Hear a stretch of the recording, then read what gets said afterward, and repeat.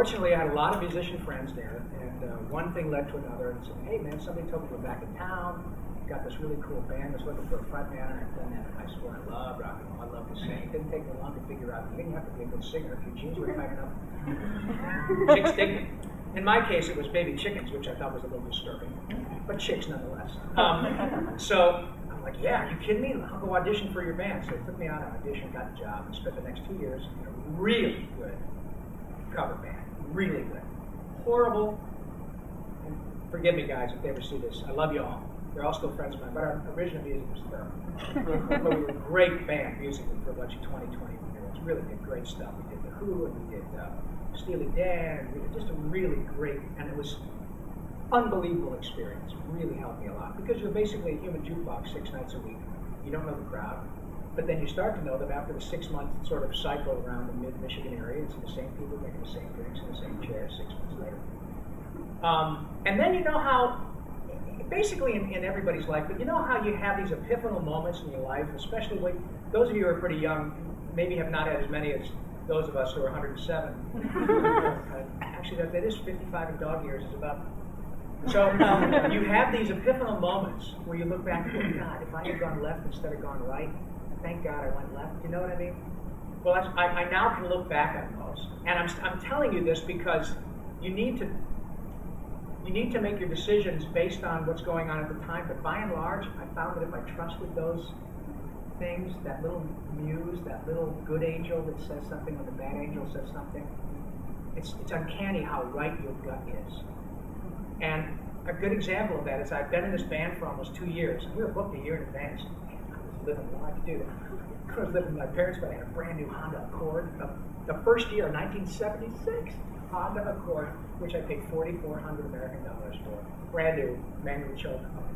Fantastic. I was so living the life. One night we were in a bar in Flint, and there was one of these guys who used to follow us around. Great guy, was working the shop. His name was Mickey. I'll never forget this. This was probably the first epiphanal moment was when I said, I got to go and do this theater thing. That was a good choice for me. For me, not for everybody, for me. But the second one was I was in this band, booked like crazy. Had a girlfriend that ultimately ended up being my wife. But she was a lovely girl who I think finally realized when we got to California, he's a great looking guy, but he's not a great looking guy down here. And thank you very much for all your help, sweetie. But nonetheless, this guy I'll never forget this. One night we got done doing some really loud Who song. Man, we had a fog machine. We had it was so great. It was great. And this guy comes up to me, and his name was Mickey, and I remember we had a Heineken in each hand. He had this Marty Feldman thing going on. He's going, Rob? And I said, yeah, Mickey. He goes, God.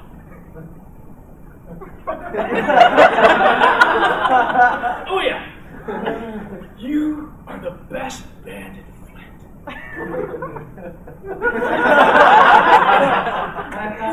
And you know what? I was like, hey man, thanks very much. And I swear to God, I swear to you guys, there was like this little voice that said to me, he's right. He's right. Now, Grand Funk Railroad notwithstanding, they were the biggest band in the world at the time. He's talking about, a cover band. And what it meant to me was, this is as good as it gets, Junior. This is it. You're 22 years old. You're living what you think is the high life. And are you ready to jump in the pool with both feet? Are you going to walk the walk or what? Because this is it. It doesn't get any better. You know your originals suck. You know these guys, as lovely as they are, and they're still all good friends of mine, they're not interested in moving. This is a pretty cool gig, and you're making your $200 a week or whatever. And you can't live at home forever. So maybe it's time for you to fish or cut bait. What do you say? And within 2 weeks, I'd given my notice, and within about 3 months, I was going, I'd saved up as much money, $1,300 American dollars. Moved to Los Angeles from Flint. And so that was one of those epiphanal moments where it was like as clear as a bell. Like something in my head said, no, listen to what he's saying. This hammered shop rat is giving you sage advice. You just need to listen to it. And he was absolutely right.